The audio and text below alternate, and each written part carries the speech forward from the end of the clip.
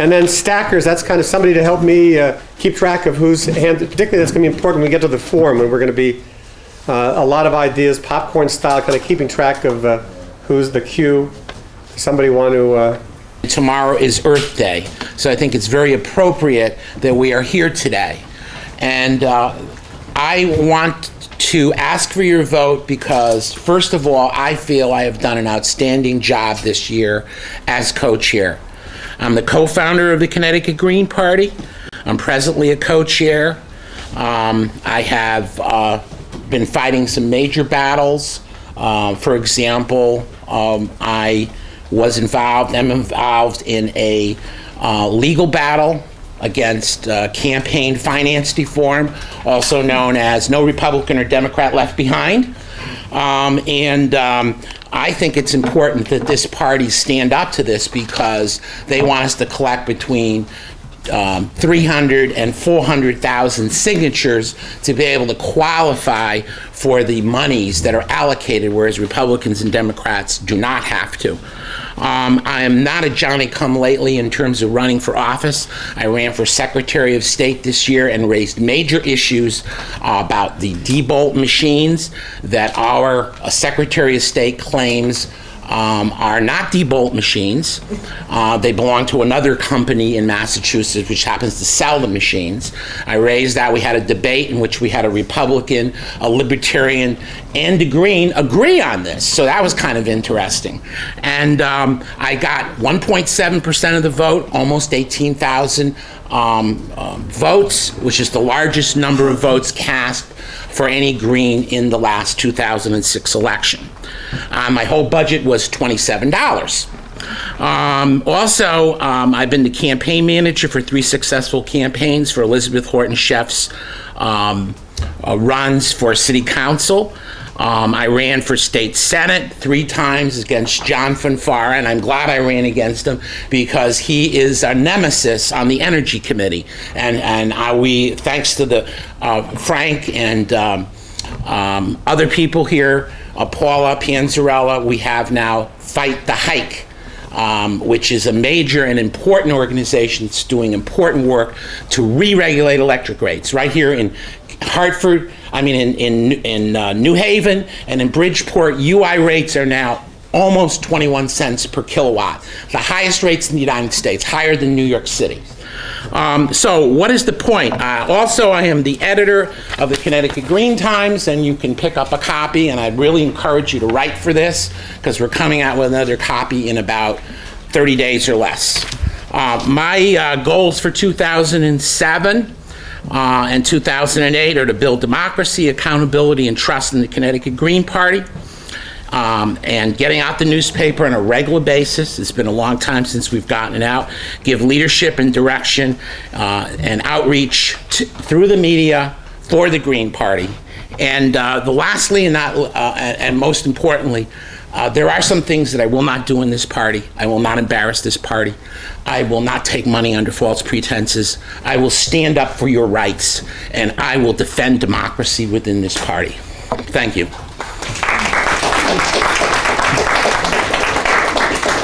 That's all right. We have about 1 minute for questions. KK. Mike, given the fact that 5 days or 7 days before the election, your leadership couldn't get a quorum at the State Central Green Party Committee, and we couldn't figure out exactly how to best approach Election Day because we couldn't get a quorum, why should we vote for you? Well, I think we've had a quorum on about 10 occasions over the last year. The meeting before the election was a difficult one, but people were out campaigning, So I don't think that's a good test of that. Yeah. All right. In the past, we have had problems with quorums. How do you plan on bringing chapters back into the party so we can have a quorum at every meeting instead of some of the meetings? Well, we have 7 active chapters right now. And I think the quorum issue is an important one, but I think what we need to do is build chapters. And that means going back to the grassroots and getting people to organize around elections. You're running for mayor here. That's a fundamental way to bring and build the Green Party. And we ran in the statewide campaign to build chapters. And in Hartford, David is running for city council, and we're looking to get other candidates as well. So I think we're on our way. And I'm just really thrilled that we're still together. There's going to be disagreements, there's going to be changes. We all have to learn from each other, but I think the critical thing is that we still have a statewide Green Party, and we are moving forward, and I would like to lead that effort for another year and to provide you with the kind of leadership that you deserve and the kind of leadership that you need. Okay, this is the last question for Mike, and then we're going to move to Jean. Have you had meetings in Hartford between November and now? Absolutely. We meet at Steve Fournier's house, and we've had numerous meetings, and we actually have, Steve has a what do you call it, a resume? It's a survey, which we'd like you to look at, because we're trying to find out what the issues are in Hartford, and we want to include everybody. How do you announce these meetings? They're through the internet. We call each other. That's how we do it. Okay. So give Steve your phone number and your Yeah, absolutely. email address. They have it. Oh, they have it, okay. They have it. All right, thank you very much, Mike. Okay, thank you. You're next. I'll be brief, and I hope I don't get grilled. I'm running as co-chair, and I'm coming to you kind of with my tail between my legs and my head down, and I'm apologetic. I read what I promised to do last year when I stood in front of you, and that was to organize the Greens and to grow our chapters, and I have not had time to do any of that. So I'll come back and say it again. That is the important work that we need to be doing. This room should be packed with twice as many people. It's foolish for me to be co-chair and to run for office at the same time, because you can't do both at the same time. I understand the co-chairs is a really great tool to push your issues. When I went to the state legislature and spoke, people looked with respect on the Green Party and said, oh, co-chair of the Greens Party. They started listening after hours of testimony on healthcare. When they realized who I was, ears popped up. So it's a very good tool to have, and it's very useful to push our issues, but we really need some people who are going to do the grassroots hard work on this in this party. And I'm really glad to see Martha here, because I think that you're our only recruit from the whole election. And I hope we get more, and I will try to work on that, but I'm going to tell you, it's tough to do both at the same time. So I guess most of my focus will probably be legislative again, and I'm running for office, I think, this fall again, so I'll do my best, but feel free to write in another candidate. It's got to be any gender besides male for the slot if you don't think I can do both at the same time, because I can't. Any other questions? Questions? Okay. Jean, I want to thank you for running for lieutenant governor. It was really fantastic. It was wonderful experience in race. I'm You have not a knocking leader, that. too, and I just want to ask if you would share what you think is the most important thing that you took out of that campaign as an individual and as a candidate. I guess it was probably the fact that we spoke the truth. We spoke to groups all over the state, and when we spoke, people applauded, people gave us standing ovations. People understood what we were saying, because we were saying what people want to hear. The other parties are giving them a bunch of mumbo jumbo and trying to confuse people and tell them, well, this is what you really want, and really they know what they want, and they want universal health care, and they want drug reform, and they want civil rights, and they want, basic values. Our 10 key values reflect the values of the real people in this country. They want what we have, and it was a really great, exhilarating experience to see how the people responded when we spoke. The press didn't, but that's life. We know that now. Thanks, Jean. All right, thank you. Pat, I one more. just want to say, Jean, I think your priority should be to get elected, and I'm going to vote for you and not write in someone else who's not a male, because I do think that's what we need to do is elect Greens. So I'm rooting for you. Thanks. And I'll write a check later. Any other questions? Thank you very much, Jean. Jerry Martin. Oh, thank you for your attention. I have been active in the New Haven Greens for about 2.5 years. That's when I moved from Rhode Island, where I was a Green for a couple of years before that. I see the Green future as being very bright. I take great hope from the last election. The statewide candidates brought attention to us as we've never had attention paid to us before. And thanks to Ken, we keep getting attention. So I don't know how many more times he can get arrested, but keep up the good work. But I also see coming up in the local campaigns, especially in New Haven, where we've got a shot at getting public funds for our campaign, I think we really have the possibility of increasing our visibility. And in a year from now, if Ralph Nader's on the ballot, everybody's going to be interested in the Green Party. So I think now it's incumbent upon us to gear up to put that kind of structure in place that will enable us to capitalize on all this attention I hope we'll get in the next couple of years. That's what my focus is. I have gone back and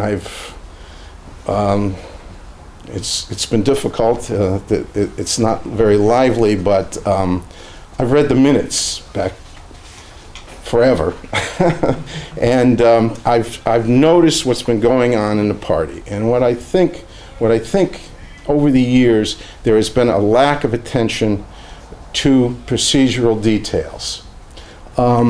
We seem to waste a lot of time doing the repetitive things we do each year over and over again, and we tend to try to rediscover the wheel every year.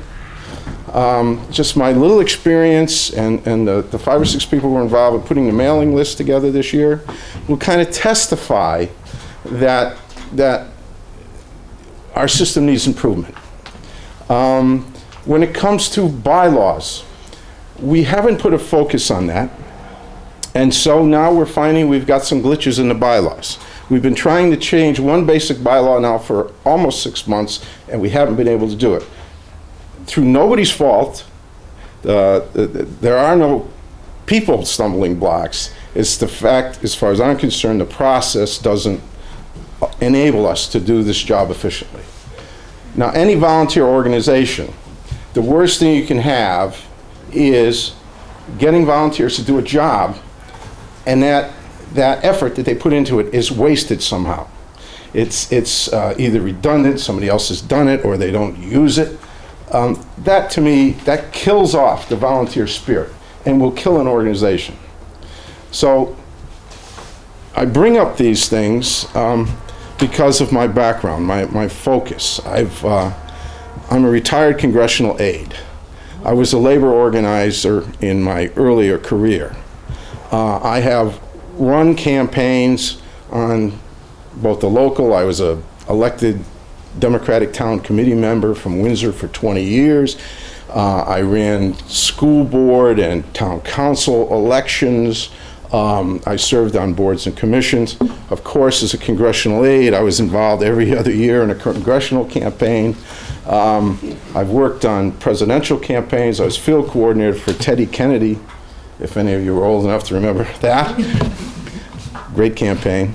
So I've had this experience, and I just want to let you know, my focus, I do not intend to put a lot of effort into the political issues-oriented stuff, although I'm very interested. I want to focus on procedure. I want, at the end of this year, if I'm elected, I want to have a procedure book for everything that we do, for everyone in this party to see it. Okay? And then if somebody comes in, if we get a new volunteer and a job is half done, the new volunteer can pick up that book and carry on right from where it was left off. This is what I like to see, and I hope you'll have enough confidence in me to allow me to serve. Thank you very much. Questions for Jared? I think Cliff, Ralph, and then KK. Looking at the last election, what do you deem the top 3 items that we should really look at as far as building the Green Party? Well, I think the first one is raising money, enough to pay for a full-time coordinator. If you're successful in getting volunteers, you need somebody full-time to coordinate that effort. And it's a chicken and the egg. Before you get the volunteers, you need somebody to go out and do outreach to all these organizations throughout the state to do wonderful things that are right on our agenda. We've got to be able to link up with those people and draw from them. Secondly, I would like to see us have a platform, a state platform, so that when we say, when our candidates go out and campaign, that they can say, here's where I stand. And I think unless we do have that, then every candidate in every election has to go out and develop their own platform.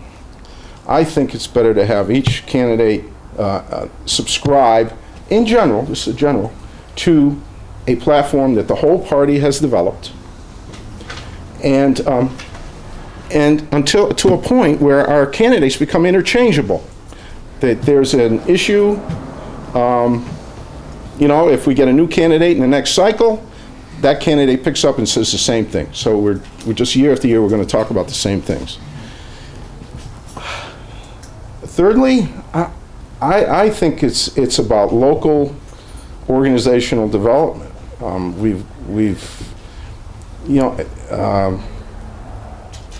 All politics is local. We get the visibility. We have to do the state campaigns. We have to do the national campaigns for visibility. But then we have to capitalize on it and get people in our local organizations. I hope that answers your question. It's truly an honor to have run for governor of the state of Connecticut, and to be quite honest with you, it was a lot of fun. But the reason why I'm asking for your vote is that we need to build the Green Party.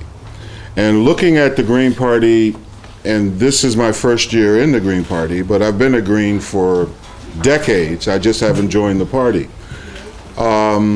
Looking at what we have to do, first and foremost, we have to somehow bring money into the party. How are we going to do that? We don't take donations from corporations, and that's great. But we have to have something like monthly donations or monthly dues for the party. We have to also look at how we're going to pay organizers to grow the Green Party. And that's one part of the building block process to success.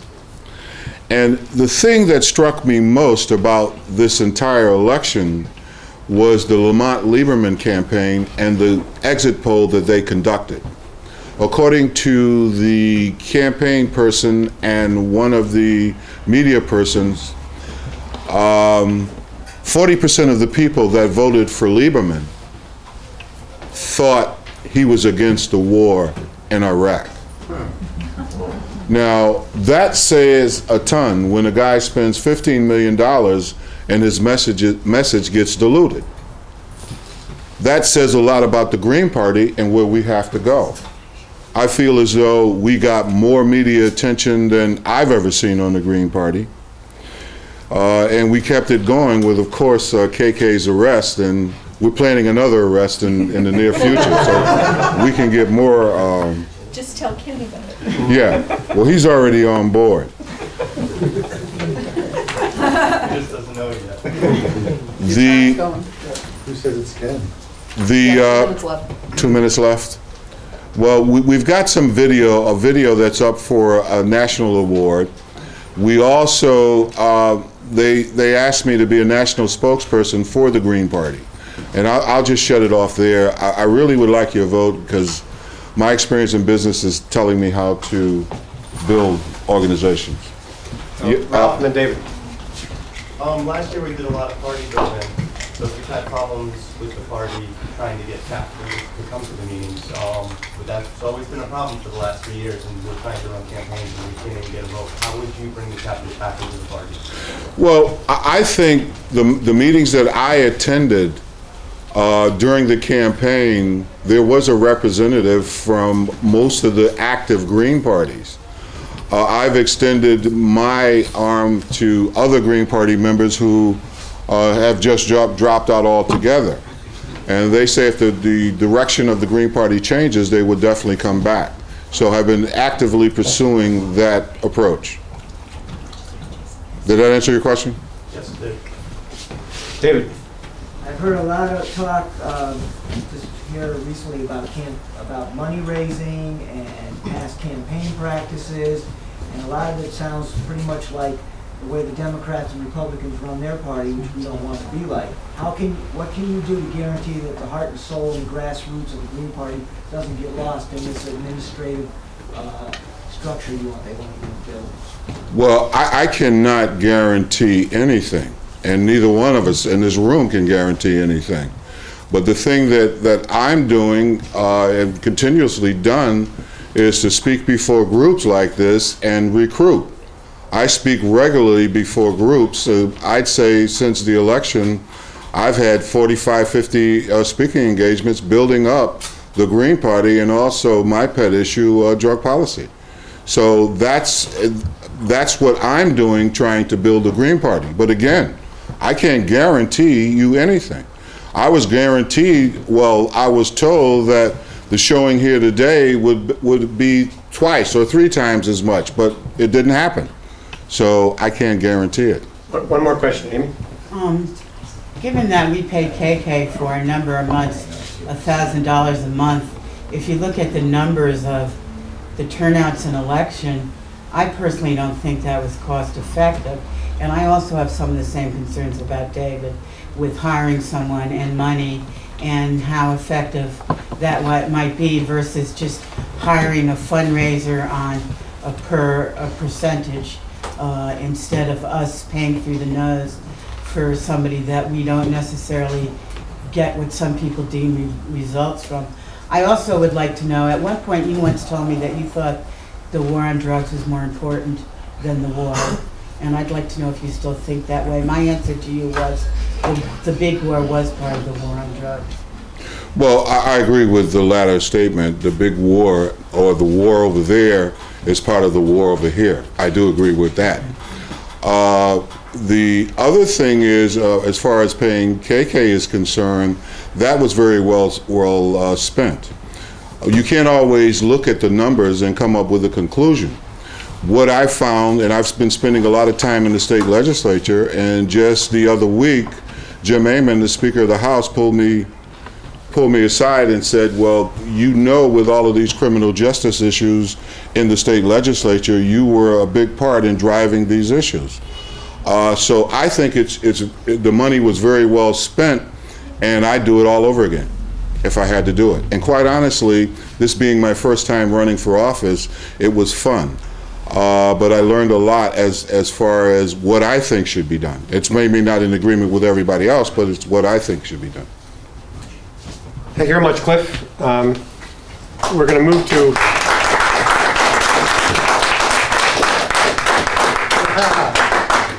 new office, but Caleb wanted me to remind you the one piece of voting procedure that he forgot to say was that it's on the box that you have to submit your ballots in sealed envelopes with your name and address on the front of the envelope. So I think there are some extra envelopes here and over there if you need them.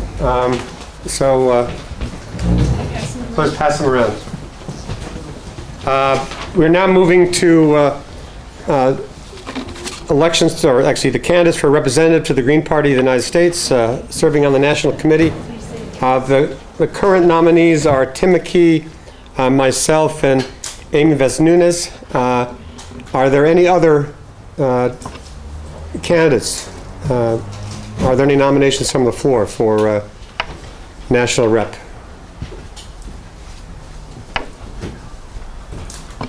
Yes, Martha. I'd like to nominate Rona Stewart. I can't. You can't? I can't. I have an elderly mom at home. Gets Your in the way of husband? it. That's right. Well, thank you, Martha, and thank you, Rhonda. Yes, thank you, Same but I can't.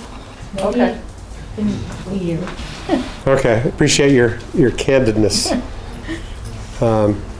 Okay, well, hearing no more, we're going to go in alphabetical order. So that, Mr. McKee, that's you.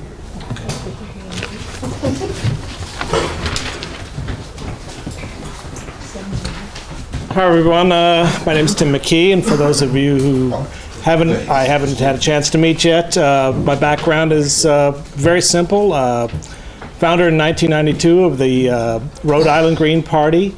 Very proud in 1995 to ask Ralph Nader to run his first time for national office, and when I moved here to Connecticut a few years ago for meeting my lovely wife from Connecticut, I did see a party that's in disarray and had a lot of internal fighting, and I think we've gone from a process to where we're trying to continue the momentum to build and keep the party going. But all political parties have internal fighting. The Democratic Leadership Conference, if you really look at it, the group that Hillary Clinton and Joe Lieberman support, is a very conservative wing and faction of the Democratic Party. Republican Party, in the same way, has tremendous factions.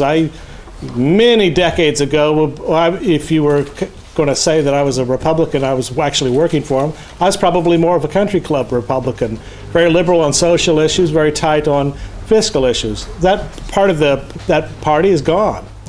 So the job of national committee person is one that deals with a lot of thorny issues, very detailed issues, trying to hold this party together with its different factions and aspects. Just as this party has different factions here locally of people who probably said, let's not run a slate of statewide candidates, let's only concentrate on local elections. And I see the benefit of what we did running the slate of statewide candidates, and the same thing I see the benefit of running really hard progressive candidates for president. So it's a thing where I probably, Charlie can attest to this also, is we probably get almost 100 emails a day on these issues, people going back and forth. And I've had the honor and privilege of going to several national meetings where I think we are making great progress of trying to heal some of the divisions that we had in 2004. So I ask for your vote. I also would recommend highly the voting for Charlie also. He's been working very hard on these issues. We're trying to bring the message of what is going on to the national party. We're probably going to have an expansion of delegates, of committee people, and it's something that I would urge other people who would like to get involved with in the future to get involved with it. And this means making compromises, working together with people, putting your ego on the back shelf, and really trying to build what's best for the party. So those are my comments. If anybody has any questions, I'd be glad to answer them. Mike. We're going into a presidential cycle at this point. And there were a lot of recriminations in 2004 about the way delegates were allocated. Is there some way to do it more transparently so that everybody feels that, and is there any plan to do that, or how would you facilitate that? It's probably the most thorny issue going on right now in a national state, and I could probably later on get into a little bit more detail. I mean, we have state parties for the first time actually really coming on board. The state of Montana, became an official member of the party. We've had Greens there for a long time, working. But it is a political process. The state of Maine has a tremendous more people registered as Greens, and they really turn out. That's an important process. So it's a political process in that people are thinking, well, if you're doing all the work and you've got all these people, in Maine, for example, which is a smaller state population-wise, shouldn't they get more delegates than a state that may have a big population but very few registered Greens? So that is a political decision amongst how do you reward people for doing the work, electing candidates and doing all that sort of stuff? And there will be winners and there will be losers. Like I say, I think in the process, we've been a very active party. We'll probably pick up several delegates in that process. But also on a side issue, I'm also very committed, and this, may turn some of you off. I'd like to run someone like Ralph Nader again, strong, with a message of trying to get 5% of the national vote so that we would get millions of dollars for the next presidential process. And it's not a matter that I'm some sort of Ralph Nader groupie. It's about trying to bring us the highest profile for a presidential candidate. Yes. Last question. I have a question about New Mexico and their stand about against the abortion. Is that kind of, are they totally green otherwise? And is that why we're Mexico Party? New Mexico? I mean, I guess my general gist is that this is a symptom of maybe a party that's not green, or just a one-off. You're talking about the country of Mexico. Yeah. Okay. New Mexico. It's like the state of New Mexico. Why is this? Are you saying New Mexico or Mexico?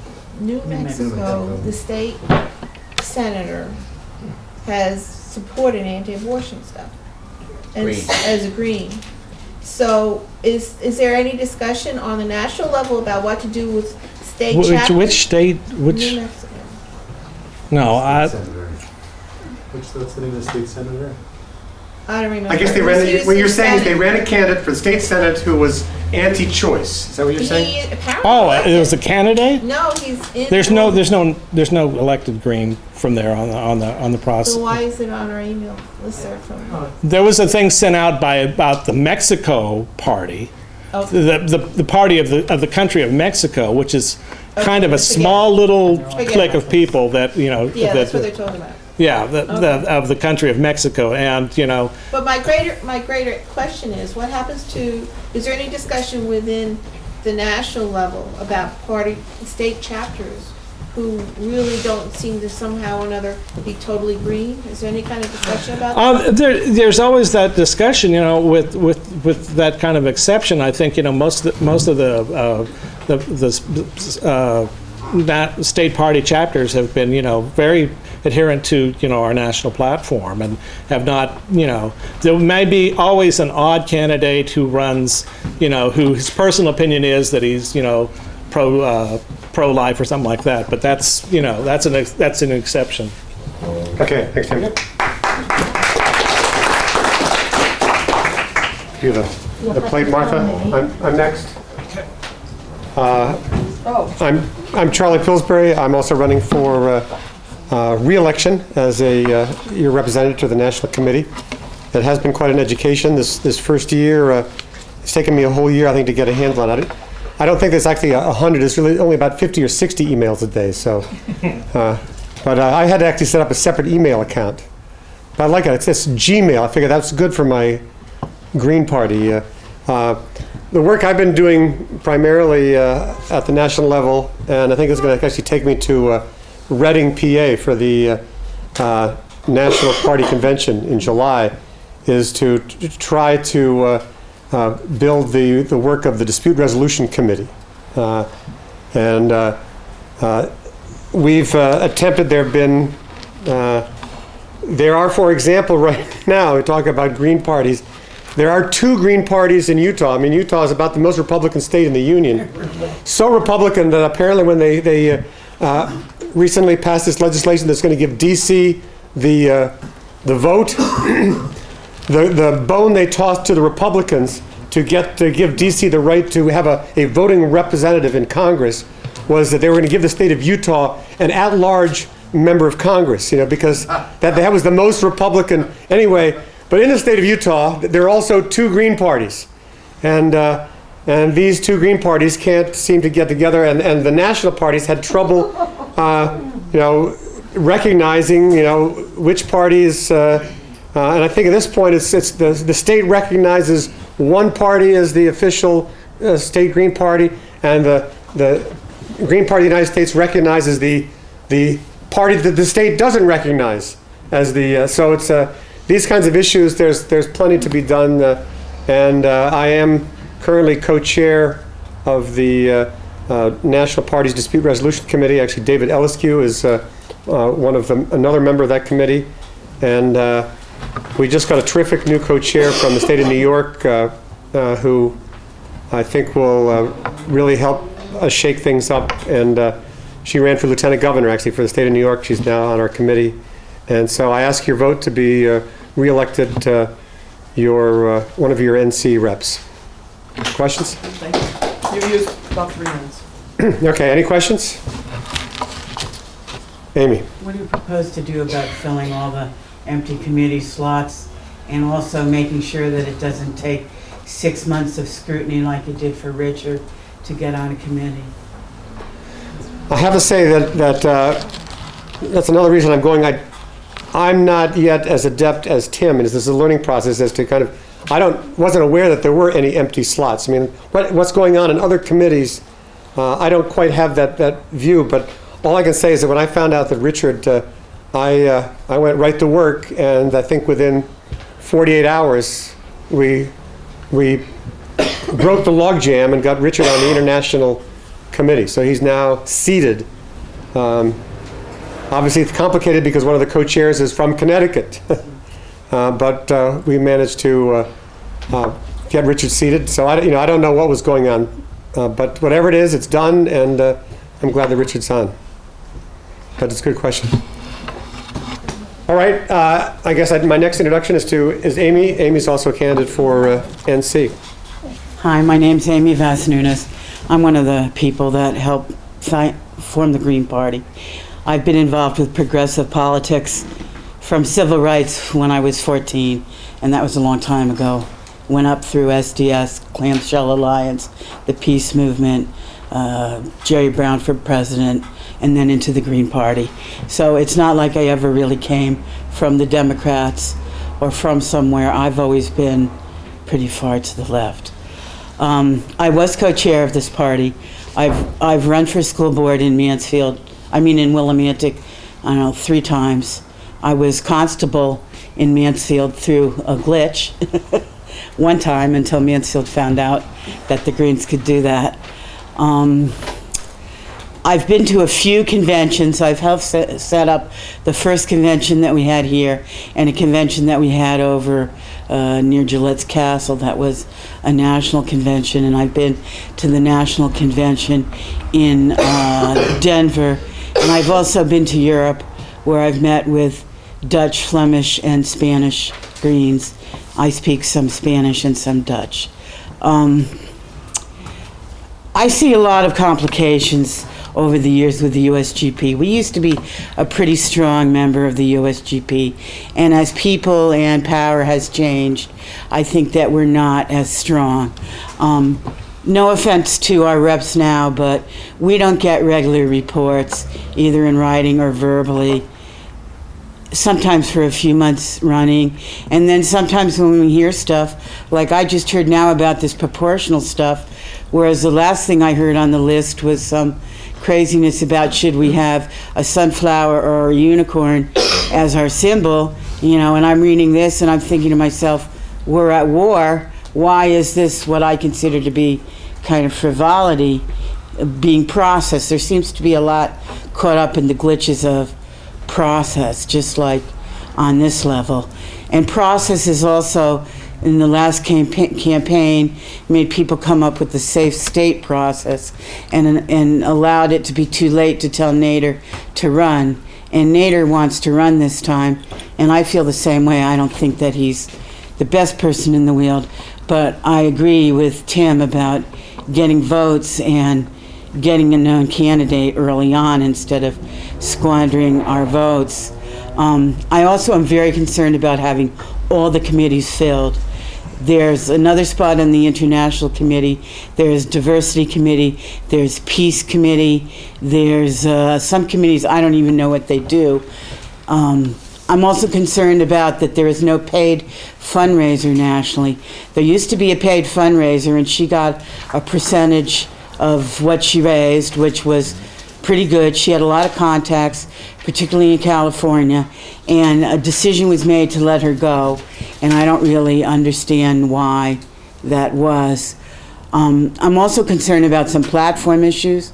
There's language in the platform that was put in the platform before the last war between Lebanon and the Israelis that legally says the Green Party backs Hezbollah and Hamas, and I find that particularly disturbing. I believe language should read that the Green Party only backs peacekeepers and refuseniks on all sides and doesn't back any violent organization from any sides like that. And that's in writing in our platform.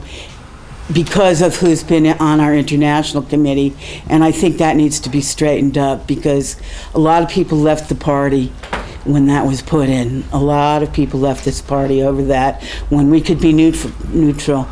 So I just ask you to consider gender equity and consider that I know a lot of these people at the national level already, for whatever that's worth, and that I promise to give reports and to show up and to fill those slots, to at least every couple of months show up and to give a written report on the listserv every month and to fill those slots as quick as possible on the other committees. Questions, Jean? I was just wondering how you would fill those slots, Amy. Well, I'm going to try a campaign. I'm going to try and make people aware of it. Do you want to come back and... How would you do it? I'm going to try and see if I can get something put in the bylaws that that they would rotate instead of having someone be in the slot for years and we're not able to get them out of the slot now. How would you fill the slots that are empty on other boards within or other committees of the national? By trying to get people from the state by talking it up.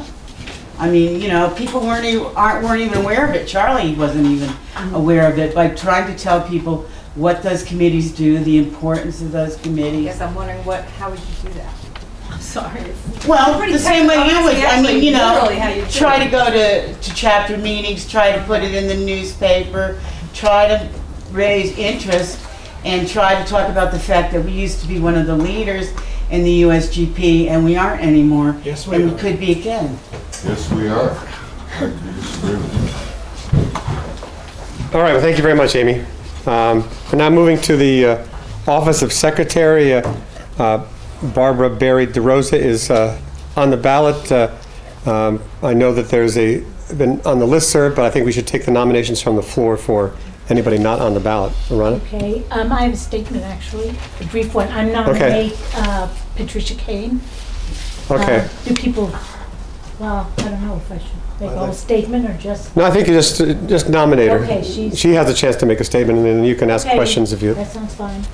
Okay, so Patricia Kane has been nominated. Are there any other candidates for secretary of the state party?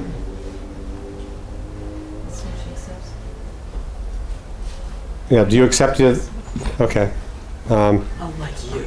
All right, well, we'll then take it in alphabetical order, that whether it's Barry or DeRosa, you come before Kane, so. I really go by Barbara Barry, but that's okay. But it's on the ballot here, so, I know. So I don't know what happens. Hi, I'm Barbara Barry, and I'm current secretary, and I'd like your vote to keep doing it. One of the things I would like to do is be able to bring my voice to the Green Party in this formal way, more than I have done for the last 10 years, as coming to the state level and also in the greater Hartford level, and that is to promote diversity, fairness, accuracy in recording of what's going on, and also to present you with more of a fuller story of what's going on. I promise to be I'm bringing leadership because I have some experience with this and also can take a stand on something I believe in. I have some knowledge about what a third party does, which is very different when the two major party does. We have different rules and regulations that we have to abide by on the state level. That is kind of learned as you come to state organizations, but also you have to be cognizant of it as an officer, that you have to go by these rules and regulations. I want to continue I think what we have to do is promote ourselves more. I agree with what Jean said, and this probably nobody in the room would disagree, that we certainly did get our word out. Thanks to Cliff, Ken, Jean, Mike, Colin, Nancy, and David. This last statewide slate was amazing. It was something I didn't think I was going to see for a long, long time. It was amazing that you were able to get out and go to places that you did not get the media coverage that would have been so appropriate for them to convey what your message is. They just gave platitudes out. I think part of the reason why they don't cover us is because we are so common sense. We do. It makes sense why people stand up and cheer. It makes sense when you get claps, because we have really very good principles for this party. It makes common sense. It is so respectful of others. It respects really and fosters the American dream, or what democracy is supposed to be. That is frightening to the two major parties. That is frightening to the media. That is frightening, so frightening that sometimes the media will not cover you. But we have to persist. We have talked about diversity in this group. Why shouldn't it be diverse? Why shouldn't there be other attitudes and disagreements about whatever should be done? We are human beings. We have diverse points of view. You will find that in any group of people, probably any two people, don't always think alike. This is just something that is human nature. We have to work with it. Certainly there are things we continue to struggle with. We are a young party. Still, we need platform strategies, bylaws, all those things. Yes, we do need those things. We need more bodies and more coming together and discussion about all these things. And that's what I would like to work on. Thanks, Barbara. Questions? Hey, Ken. Okay. And then David?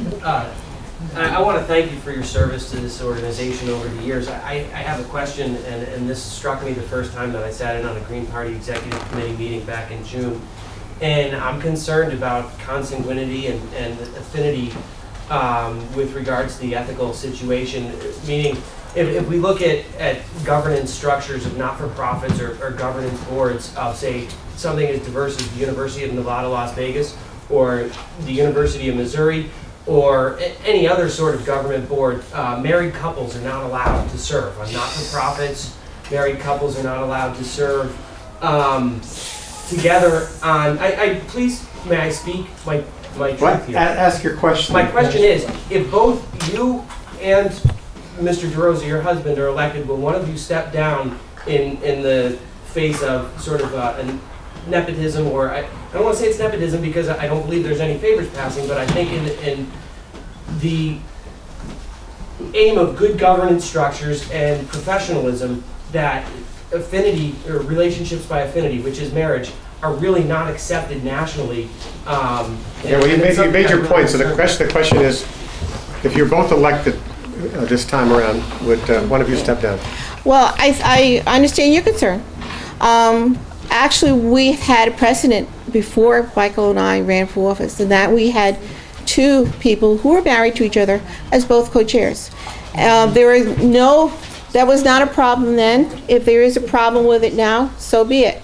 I would like to say, if anybody knows Michael and I, or knows me, that we have our own viewpoints. Sometimes we agree. You and I might agree on something. That happens. Okay? I don't quite understand. I'm not walking behind his footsteps. He's not walking behind mine, which is one of the reasons why I like Michael. Because I'm a strong person, he's a strong person, and we can talk about issues, we can disagree about issues. So I think the answer to the question is no. that, no, I'm not going to step down. I'm my own person. And I don't see why Michael should have to step down either. If you're asking me as a female to step down, I don't particularly care for that. Right. Are you inferring that I am walking in his footsteps? Really? Right. All right. Actually, your time is up, so we got to move. Pat Kay, you're next. You also have 5 minutes. Thank you, Barbara.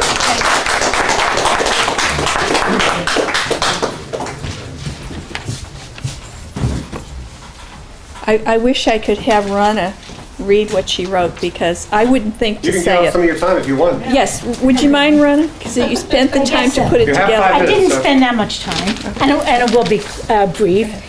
For any of you who don't know me, my name is Rana Stuller. I'm currently serving as chair of the New London Green Party chapter.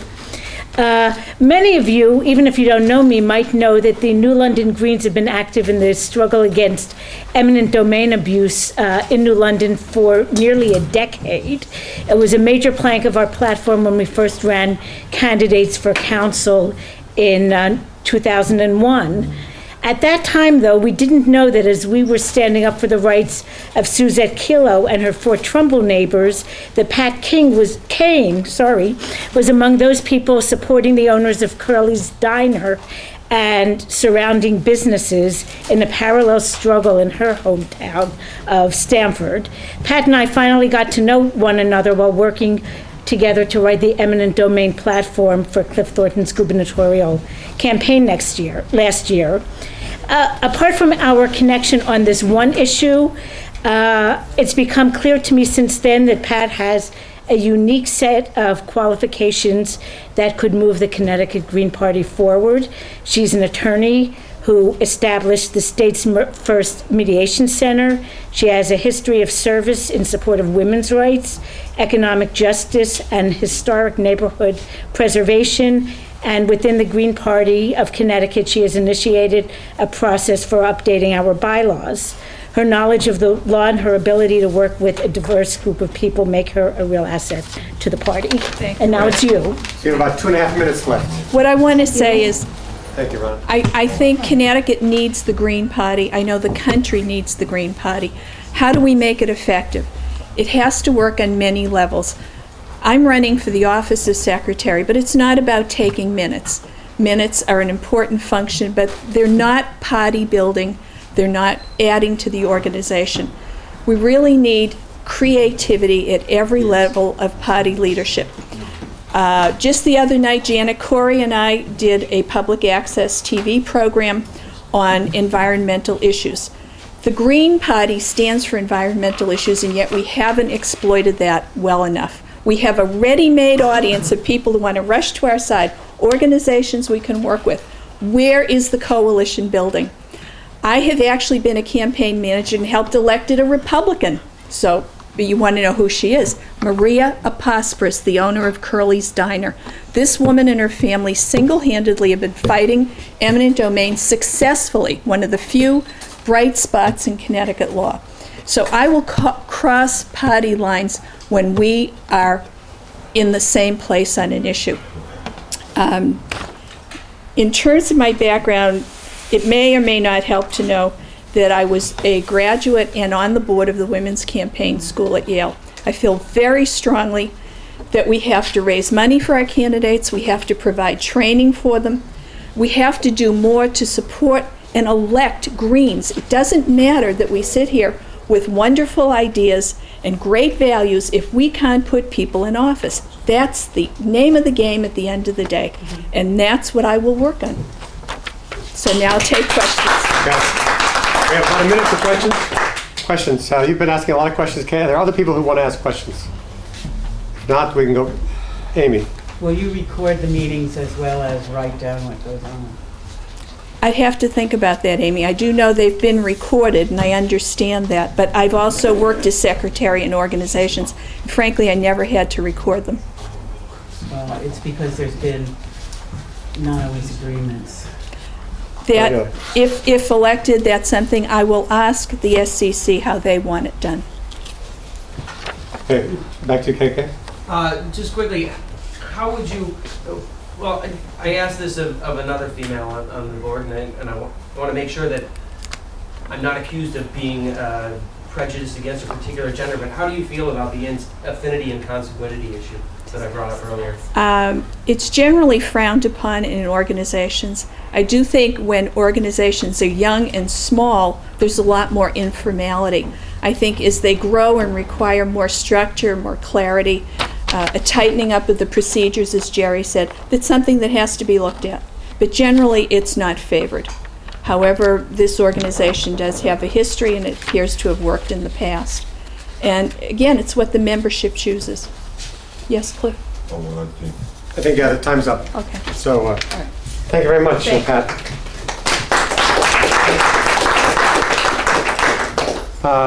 We're now moving to the Office of Treasurer, where Chris Riley is our only candidate. So he has graciously agreed to only ask questions. Ask questions. Okay, answer. Okay, answer questions.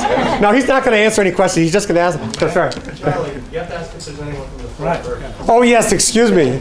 Is there anybody else who would like to serve as or nominate themselves as the treasurer of the state party? Thank you very much, Ralph.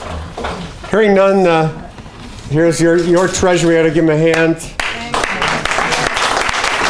Who's going to answer questions if you have any, and then we'll take a lunch break. Pat. Chris, how did you get involved in handling all the balloting? I never saw a treasurer who handled ballots before. This is in the past years. Basically, it's the same reason why I'm treasurer. No one else really wanted to take on that task.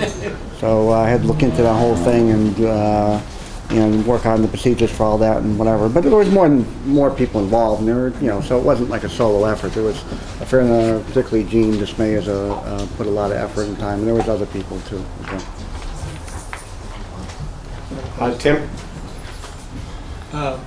Yeah, Chris, I just want to know, have you always been a masochist? I kind of enjoy the bookkeeping aspect of it. It's a very heavily regulated job. I mean, the Connecticut state law, which I've read through several times, is so detailed that in the law it specifically says that treasurers are allowed to buy frisbees. I mean, that's actually in the law itself. That's how detailed the law is. So you really have to know. I enjoy that aspect. The tough part is people do come up with some fairly interesting questions, or can we do this, can we do that? But I enjoy that part of the job, though. Okay, one more question from our treasurer, the New Haven chapter, Mary Ann. Serving this next year, will you have occasional, maybe once a year, meetings of local treasurers and educational? Yeah, that's an excellent idea, because I think if you saw the very last form, we switched to Form 20. It's enormous. I mean, it comes in, it's a 20-page form, and that's just a quarterly statement. And I think treasurers probably can feel pretty overwhelmed when they try to do that task, particularly if they're waiting like the night before to fill it out. So, yeah, I think that's an excellent idea, and I certainly would be really open to that idea. It seems like there's a long for this. Yes, there is. There definitely is, yeah. Okay, thank you very much, Chris. Thank you.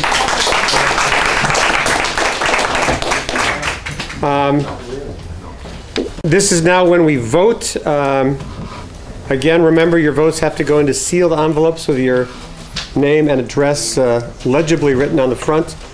I think that kind of keeping to our agenda, we will do the voting while we recess for lunch, but the voting will end at 1:45. So you have about 12 more minutes to get your ballots into that ballot box. So it's right over there. Just if you can do that in 12 minutes, Frank, I think you have. You think you can make it over there in 12 minutes? Okay, but we'll start up again probably to try to get back on track at 1:45 with a speech by Ken Krajewski before he gets arrested again. Charlie, let's stick this up. Okay. Thanks. Oh, that's a good idea. Okay, let me ask you something else before I